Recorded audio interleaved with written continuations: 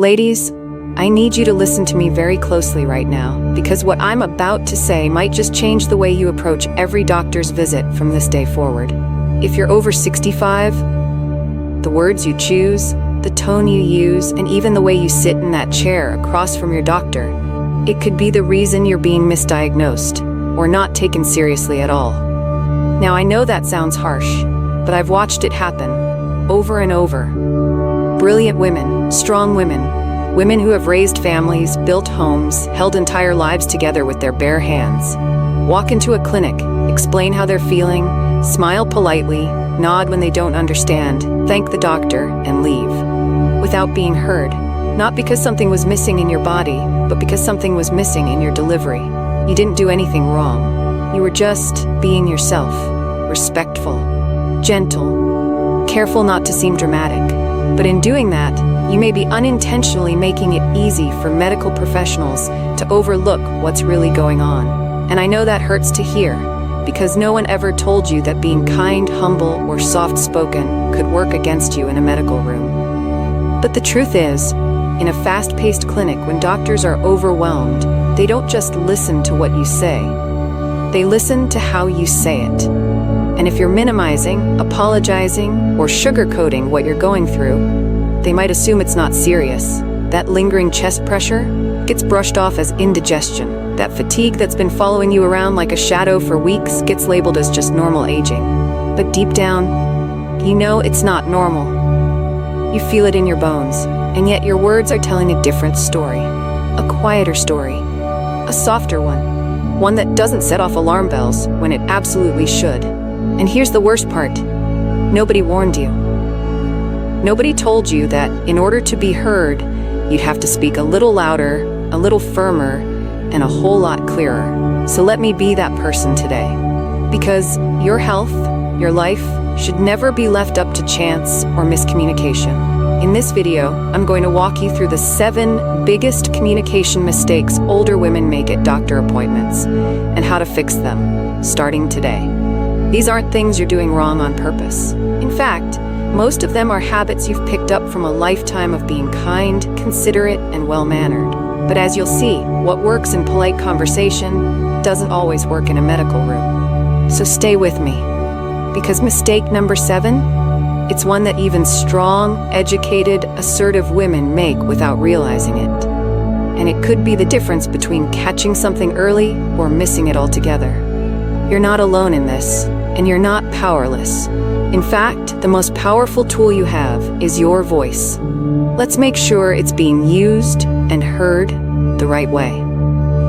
If you're already nodding, if any part of what I've said so far feels like it was meant for you, then please take a second to tap that like button, not for me, for you, and for the next woman who needs to hear this and doesn't even know it yet.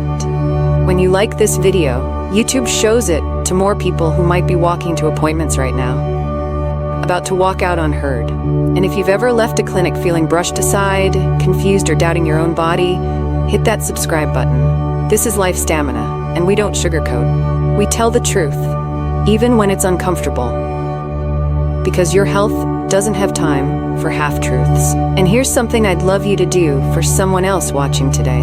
Share your voice.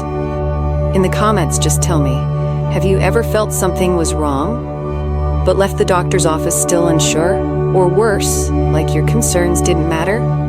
You don't need to give all the details, just enough to say you're not alone. I read every comment, and sometimes just reading someone else's experience can give another woman the courage to speak up at her next appointment. Mistake 1, speaking too politely, not being taken seriously. Let's start with the one I see the most often.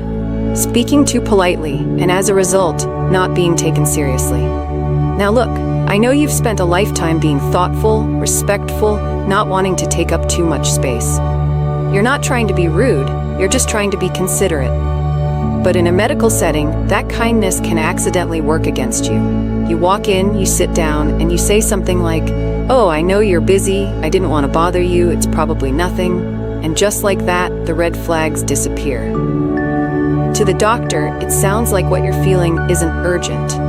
They're triaging dozens of patients, and whether they realize it or not, they'll likely treat your concern as low priority.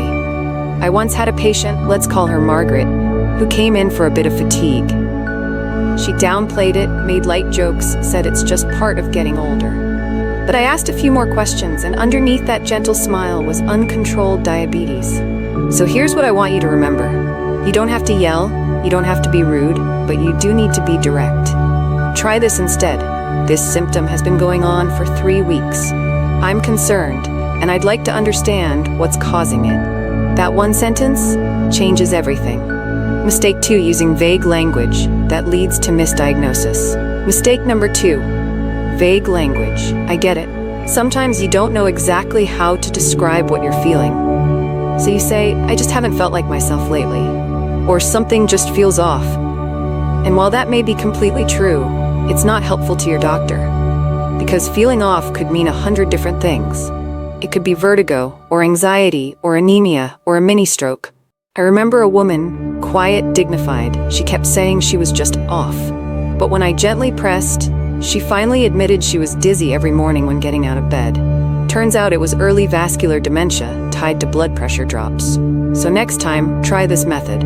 What exactly is happening? When did it start? How often does it happen? What helps or makes it worse? How is it affecting your daily life? Write it down if you have to, because precision leads to protection. Mistake 3, dismissing symptoms as just old age. Now this one hits hard. Mistake number 3, dismissing real symptoms as just getting older. You notice your digestion's off, but you brush it aside. You're getting tired faster and you assume it's normal. Your vision's a little blurry, but hey, you're not 20 anymore, right? But here's the danger. That bloating could be ovarian cancer.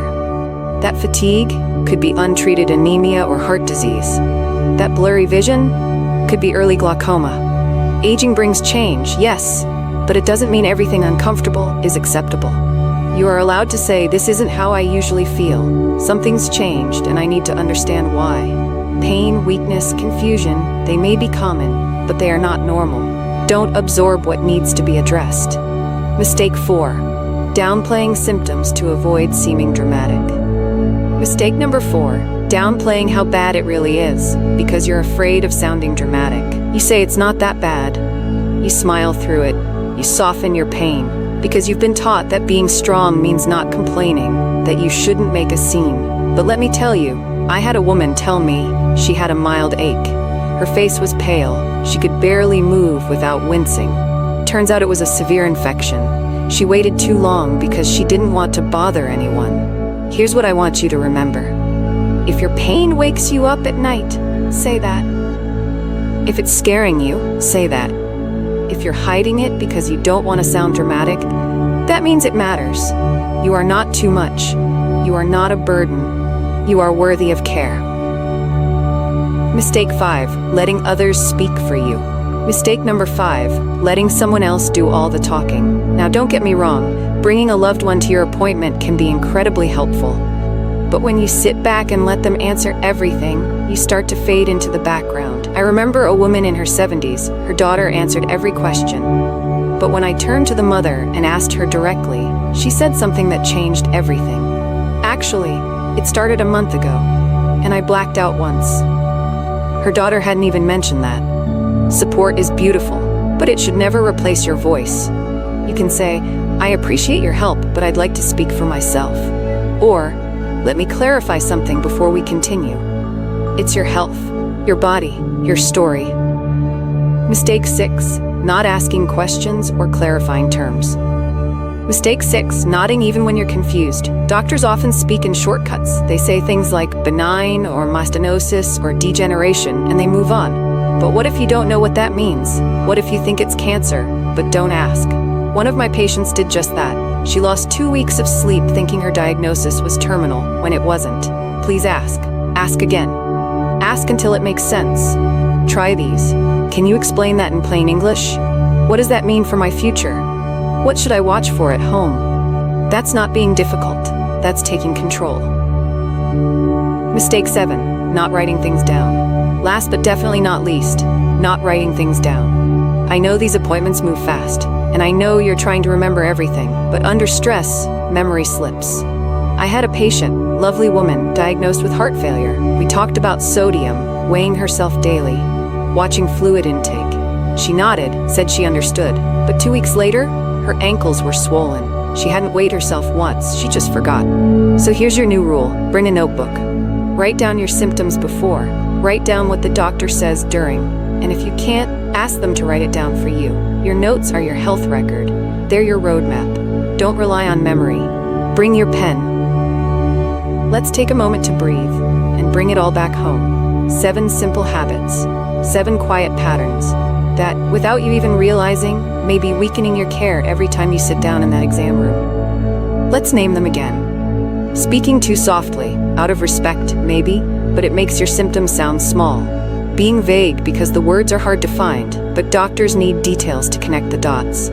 Dismissing symptoms, telling yourself it's just age, when it might be something far more urgent. Downplaying pain, because you don't want to sound dramatic, but the truth is you're in pain, and that pain deserves attention. Giving up your voice, letting others speak for you out of habit or fatigue or trust, but no one, not even those who love you, can describe your body better than you can. Staying confused, nodding politely when the words don't make sense, because you don't want to seem difficult.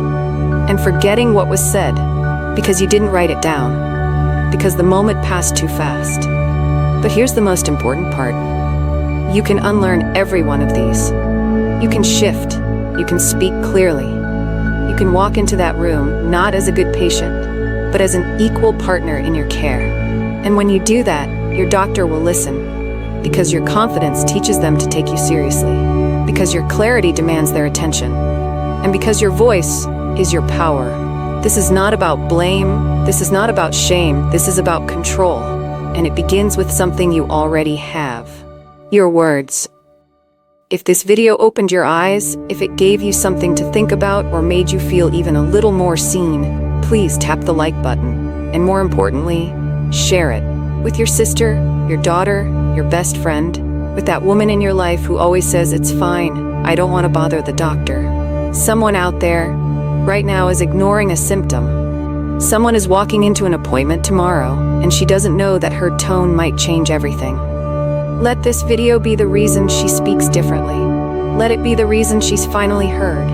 And if you want more truth like this, more practical, loving, unfiltered care advice for women just like you, subscribe to LifeStamina. Every week, I'll be right here, helping you protect your health, your dignity, and your voice.